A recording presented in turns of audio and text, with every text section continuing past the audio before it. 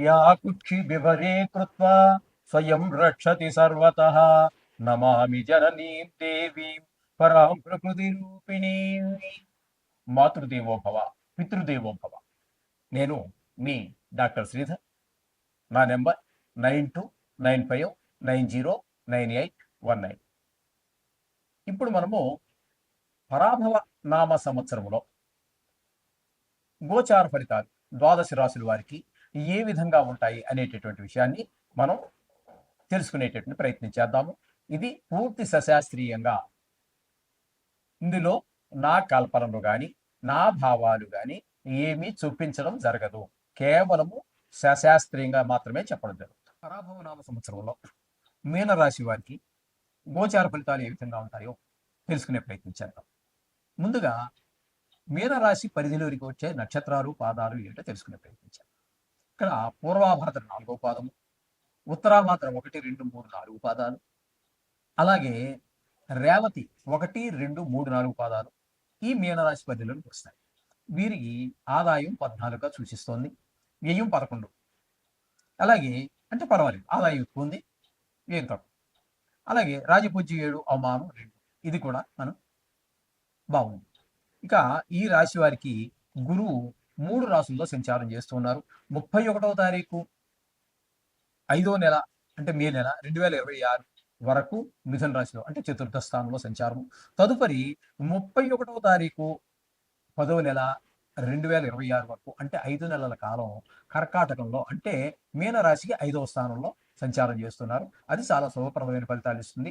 మిథునంలో ఉండగా శుభ ఫలితాలు ఇవ్వజాలడు.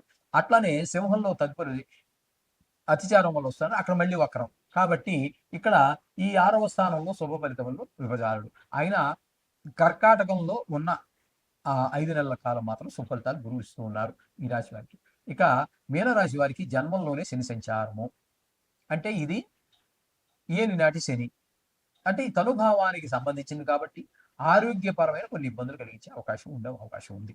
ఇకపోతే కేతువు తీసుకున్నట్టయితే 6వ స్థానంలో కొంతకాలం ఉండి తదుపరి కొంతకాలం అంటే ఇక్కడ 5వ తారీఖు డిసెంబర్ నెల అప్పటి వరకు 6వ స్థానంలో ఉంటారు. ఆయన యోగకారకం అవుతారు. అక్కడి నుంచి సంక్రమణం చెంది 5వ స్థానంలోకి వెళ్తున్నారు. అక్కడ కొన్ని మళ్ళీ సంతానపరమైన ఇబ్బందులు కలుగుతూ ఉంటాయి. ఇకపోతే రాహుగ్రహ సంచారం తీసుకున్నట్టయితే వ్యయ స్థానంలో డిసెంబర్ 5వ తారీఖు వరకు ఉంటారు. అది వ్యయ స్థానం. అక్కర్లేని ఖర్చులు, ధన వ్యయం, ధన నష్టం ఇత్యాదివన్నీ చాలా ఉన్నాయి. అక్కడి నుంచి సంక్రమణం చెంది ఆయన ఏకాదశి స్థానంలోకి వచ్చి అక్కడ మిగతా సంవత్సరం అంతా అక్కడ ఉంటారు. అక్కడ మాత్రం ఆయన కూడా యోగకారకమే. అంటే కేతు కొద్ది కాలం పాటు ఒక 3.5 నెలల పాటు రాహువు, 3 నెలల పాటు కేతువు, ఒక 5 నెలల పాటు గురువు యోగిస్తూ ఉన్నారు. శని పూర్తిగా వ్యతిరేకంగానే ఉన్నారు. కాబట్టి 3 గ్రహాలు పాక్షికంగా మనకి యోగిస్తూ కనిపిస్తూ ఉన్నాయి. ఇకపోతే మిగతా ఫలితాలన్నీ కూడా మనం చెప్పుకున్నాం కదా, మూర్తిమంతం మీద ఆధారపడి ఉంటాయి. ఇప్పుడు మనం ఇది పై అవుట్లుక్గా లోపలికి వెళ్తే మూర్తిమంతం కూడా పరిగణలోకి తీసుకోవాలి కూడా ఖచ్చితంగా. అంచేత ఇక్కడ ఈ రాశి వారికి మనం చెప్పుకోవాలంటే శుభాశుభ ఫలితాలు గోచరిస్తూ ఉన్నాయి. ధనాదాయానికి లోటు ఉండదు, కానీ తగిన ఖర్చు కూడా ఉంటుంది. ఈ విధమైనటువంటి గృహంలో వివాహ శుభకార్యాలు జరిగే అవకాశం కూడా ఉంది. భార్యాభర్తల మధ్య చిన్న చిన్న విషయాల్లో పొరపచ్చాలు వచ్చేటువంటి అవకాశం కూడా గోపిస్తోంది. ఇక విద్యార్థులకి మరుపు ఎక్కువగా ఉంటుంది. కష్టపడి చదివిన జ్ఞాపక శక్తి తగ్గడం వల్ల తగినన్ని మార్కులు రావు. ఎందుకంటే మర్చిపోయారు అక్కడికి వెళ్ళి వర్షాల్లోకి. ఇది ఒక దౌర్భాగ్యం. ఈ విధంగా ఉంటుంది విద్యార్థులకి. ఉద్యోగస్తులకు అవకాశం వస్తుంది. అనుకూలమైన ప్రదేశాలకే వాళ్ళకి ట్రాన్స్ఫర్ అవ్వటం జరుగుతుంది.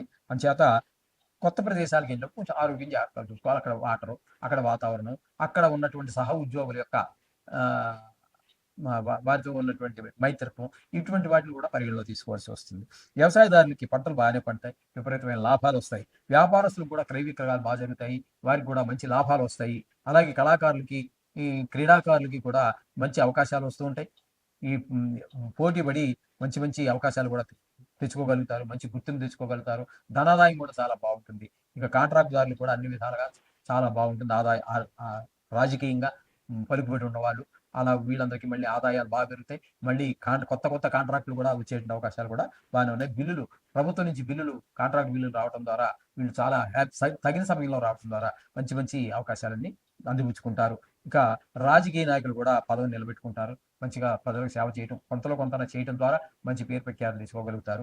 వాళ్ళు కూడా రాణిస్తారు. ఈ విధమైనటువంటి పరిస్థితులన్నీ ఉన్నాయి. అలాగే స్త్రీలకు కూడా ధనాదాయం బావుంటుంది. ఉద్యోగం చేసేవారికి కూడా అనుకూలమైనటువంటి పరిస్థితులు ఉంటాయి. ఆరోగ్య విషయం కూడా చాలా బావుంటుంది.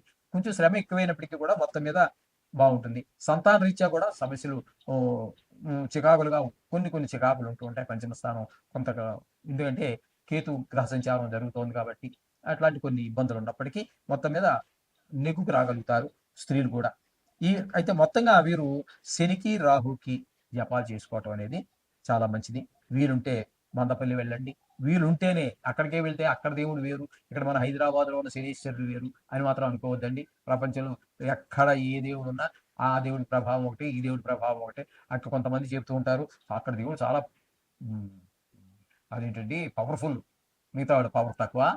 ఇవన్నీ తెలిసి తెలియని అజ్ఞానపు మాటలు. అది ఎవరు చెప్పినా అంతే. ఎంత మోనార్క్ చెప్పినా అంతే. అజ్ఞానం అది. అంతే. అన్ని చోట్ల ఉన్న దేవుడు ఒకటే. అన్ని చోట్ల ఉన్నటువంటి దేవుడు పవర్‌ఫుల్లే. పవర్ లేనివాడు దేవుడే గాడు.